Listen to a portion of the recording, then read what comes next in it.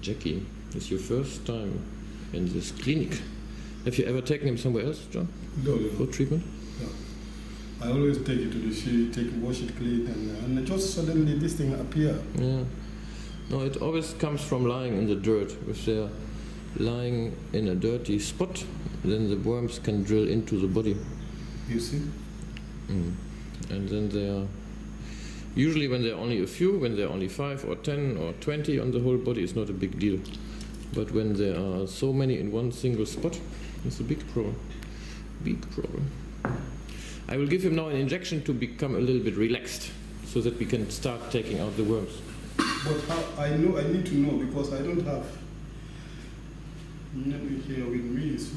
Yeah, let me see what I can do. I have to make sure I look for a place. Yeah, whenever you try, you should always try to squeeze it from under. Yes, this one is up. Oh yeah. You see?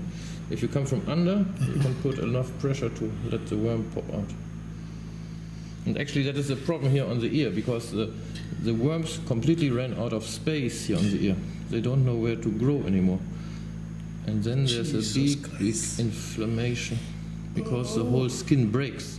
Usually the skin has enough elasticity to take a few worms. But here it's overload. And whenever the balance of the parasite and the host is disturbed, then it causes problems. Jesus Christ. Actually, I don't think Jesus is responsible for this. No, Jesus is not. It's not, huh? No.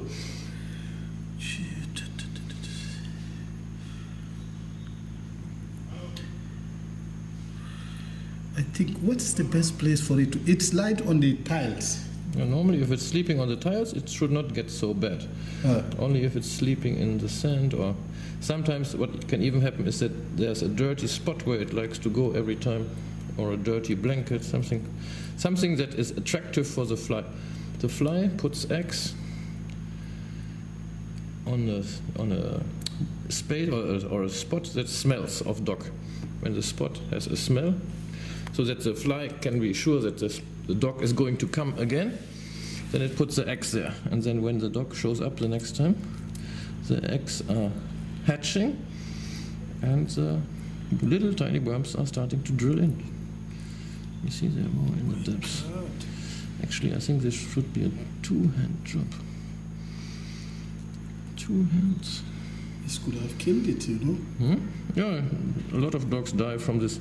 Actually, usually the adult dogs don't die from it, only the puppies. But if it's so bad, it can kill it. Cause many problems. Yeah. Somebody was telling me that I need to dog the ear of a dog. No. That's not nice. Who did the operation? Who did the castration? Who cut off the balls? The one man did it for me. One man? Yeah. Good. I think the majority is out. One moment, please. One moment, please. Jesus Christ. I would fell asleep within a second. Jesus Christ. No, I gave it something anesthetic, you know. And even to do the operation, it would be better to do it under anesthetic. Yeah. Because the men that you just said did it for you, I'm sure they just held the dog down. Yeah, they just held the dog. With 2 people, 4 people, and then cut out the balls. And I don't think the dog really liked that thing. Huh? Have you been there when it happened? When they were doing it? Yeah, I was standing there. Yeah. I was the one who helped him to hold. Yeah, I see. Quite rough, no?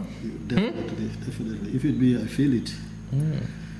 See, if you want to have your dog as a companion, the dog usually doesn't forget things like that. He's then always scared. The thing is, now, from now on, I will be making sure that I'll check. It's every day I check if there is a little bit of... That is the thing, exactly. When you catch it early, when there are only a few maggots, usually it's not a big deal. And there's no point in putting this blue spray. That has no effect. This blue stuff that you put here, gentian violet or whatever it is, it has no use. Good. Otherwise he looks good. No, wait, let me take open up.